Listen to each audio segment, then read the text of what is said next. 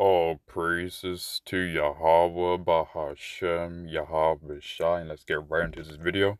And I need to make an announcement. I was wrong. I've been listening more carefully to the Hebrew Israelite content, and I was wrong. I realize I need to cleave to Israel and just hope that maybe I'll have a chance in servitude. Maybe whoever I serve will be gracious to me and treat me with some degree of kindness, even though I don't deserve it.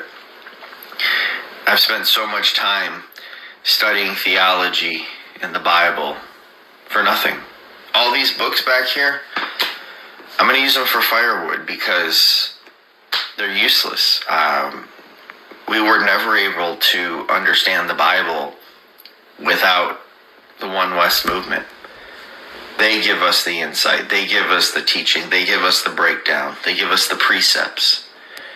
And so I'm going to start listening to videos like GMS and Yahweh Get 'em Boys and probably some IUIC and ISUPK and just submit to their teachings. And even if they say I have no hope, well, I can hope that maybe they're wrong about that, but I guess they wouldn't be because they have the true breakdowns. So, on this day, April 1st, 2026, I just want you to know that this is the move I'm making. I'm making this change. Have a good day. Alright, so you heard it from his mouth himself. Esau has stated that he's an Edomite and that he is wrong and he is begging for mercy now. Right? Now, here's the thing. This truth is meant to go global, right? And let's get a scripture, actually.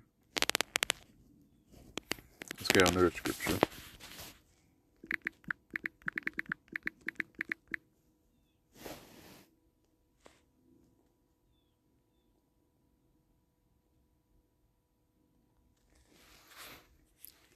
It says, actually,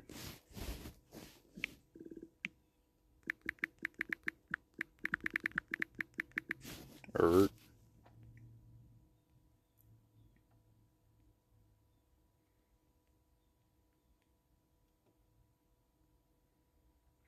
Alright, this is good right here. It says Psalms chapter 2, verse 2. Why did the heathen rage and the people imagine a vain thing? Now, here's a few things, right? We know that there could be a few contexts to this, but one of them is that the heathen on this side believe, and when I say the heathen, I mean basically not the chosen ones, right? So anyone that's not Yasharallah, but the heathen on this side believe that they can be saved too. And that's just not the case, right? So the thing is, it's a vain thing that these heathen imagine being saved. And these heathen believe they can be saved in JC, in Jesus Christ. But the thing is, the name of the Lord is not Jesus Christ. The name of the Lord is, well, the name of the Father is Yahweh, and the name of the Son is Yahweh Shai. And according to what the Bible actually says, there is no place for salvation for anyone other than Israel. And that's what this Edomite realized. He realized that what the GMS taught is 100% true. That salvation is only for Israel. That Israel is meant to rule the world forever and ever. And the heathen are going to be subjected unto Yasharallah, the real Israel, forever and ever. Right? So you're going to start seeing these Edomites start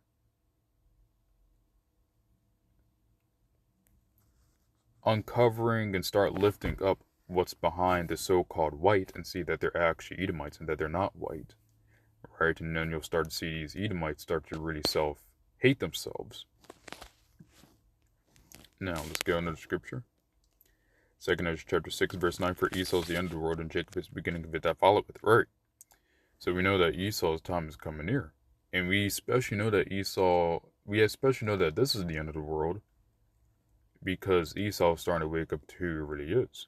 50 years ago, you would have probably never heard a white person say he was an Edomite. And we do know not all white people are Edomites, right?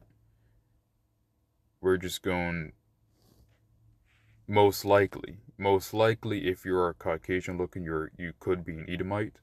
But there's also a possible chance that you're not an Edomite. There's confusion of faces where you can be a white-looking man or a white-looking woman and be an Israelite. Of course, we don't know for sure until,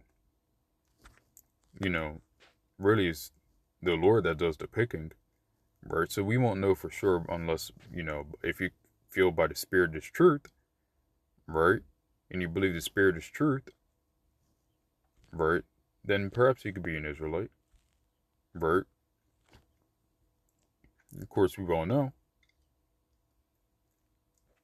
until, the time of the end, right? But however, 50 years ago, a so-called white man would never call himself an Edomite. Nowadays, you're starting to hear these videos go viral of white people calling themselves Edomites saying that they're Esau Edom, and you're just starting to see these Edomites starting to take on their true identity, their true nationality, right? It says right here, Genesis chapter 25, verse 23, and the Lord said unto her, 2 nations are in thy womb, and 2 manner of people shall be separated from thy body, and the one shall be stronger than the other, and the elder shall serve the younger, right? So Esau is also starting to come to an understanding that his blessing is nearing its end. Esau is starting to come to an understanding that it wasn't from his own power that he was able to conquer the world. Yahweh gave through Jacob, I believe. No, not through Jacob. It was through Isaac. Yahweh through Isaac gave Esau the blessing of the sword. And now Esau is starting to realize what his blessing was. And just as Esau is starting to realize what his blessing was, he's also realizing that his blessing is starting to come to an end. Right? You have other nations that cannot contend with Esau. You have the thing in Iran over there. They're contending with Esau fine. You have people in China competing with Esau when it comes to terms of technology, weaponry, and everything. There used to be a time where Esau had no equal, where he was truly the hammer of the earth, right? And there is no one able to stop Esau. But now, there are so many nations able to contend with Esau, and everyone has what Esau has now. This is how you know Esau's blessing is starting to end. And Esau is also starting to realize that his place is under us to serve the younger. Right? Because Esau is really going to be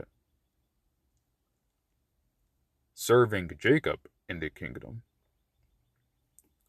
So, brethren, this is going to be great. So, all praises to Yahweh, Bahashem, Yahweh, Shai, Shalom.